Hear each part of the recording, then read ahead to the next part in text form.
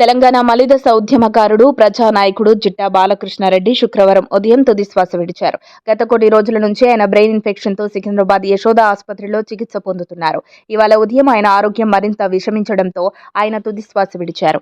ఈ క్రమంలోనే Jitta మరణంపై CM Revanth Reddy Twitter వేదికగా ఎమోషనల్ అయ్యారు. మిత్రుడు, సన్నిహితుడు జిట్టా బాలకృష్ణారెడ్డి అకాల మరణం దిగ్భ్రాంతి కలిగించింది. యువతను ఐక్యం చేసి తెలంగాణ ఉద్యమంలో క్రియాశీలక పాత్ర పోషించి తనకంటూ ప్రత్యేక గుర్తింపు తెచ్చుకున్న నాయకుడు జిట్టా.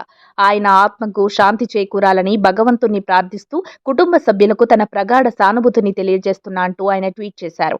తెలంగాణ ఉద్యమ సమయంలో క్రియాశీలకంగా వ్యవహరించిన ఆయన టీఆర్ఎస్ ఆవిర్భావంతో గులాబీ పార్టీలో చేరారు. పార్టీ అనుబంధ యువజన సంఘానికి రాష్ట్ర అధ్యక్షుడిగా కొన్నాళ్ల పాటు పనిచేశారు. 2009 అసెంబ్లీ ఎన్నికల సమయంలో టీఆర్ఎస్ పార్టీని వీడి స్వతంత్ర అభ్యర్థిగా పోటీ చేశారు.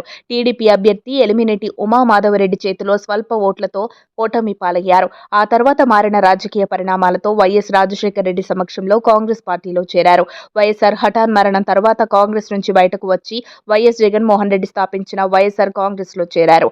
అయితే రాష్ట్ర విభజన సమయంలో ఆ పార్టీకి రాజీనామా చేసి యువ తెలంగాణ పేరుతో కొత్త పార్టీని స్థాపించారు. 2022లో బీజేపీలో చేరి పార్టీ నుంచి సస్పెన్షన్ వేటుకు గురయ్యారు. ఆ తర్వాత కాంగ్రెస్ పార్టీలో చేరినప్పటికీ కొన్ని కారణాల వల్ల ఇటీవలే 2023 అక్టోబర్ 20న తిరిగి జిట్టా బీఆర్ఎస్ పార్టీలో చేరారు. జిట్టా బాలకృష్ణారెడ్డి ప్రజా సంక్షేమం కోసం నిత్యం పరితపించే నాయకుడు.